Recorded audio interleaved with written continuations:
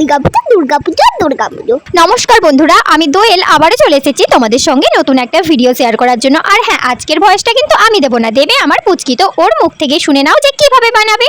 দুর্গাপুজো চলে এলো, এবার তো কিছু মিষ্টি মিষ্টি জিনিস কিছু খেতে হবে, তাই তো আজকে বানাবো আপনার নাড়ু।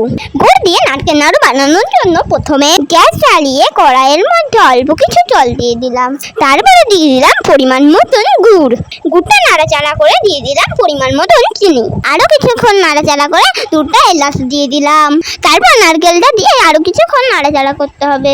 আমাদের এই ছোট ভিডিওটা আপনাদের কেমন লাগলো অবশ্যই কমেন্ট করে জানাবেন, আর সাবস্ক্রাইব করতে কিন্তু ভুলবেন না। আর এইদিকে দেখো, এটা প্রায় হয়ে এসছে। এবার একটা বাটির মধ্যে দিয়ে দিয়েছিলাম কিছুটা পরিমাণে জল, তারপরে ওই গুড়টা দিয়ে হাতের সাহায্যে গোল করে দেখলাম যে হ্যাঁ, ভালোই গোল হচ্ছে এবং হাতে লাগছেও না। তারপরে নামিয়ে একটু ঠান্ডা করে নিয়ে হাতের সাহায্যে গোল গোল করে সব নাড়ুগুলো বানিয়ে নিলাম। তাহলে ব্যাস রেডি নারকেল খণ্ড।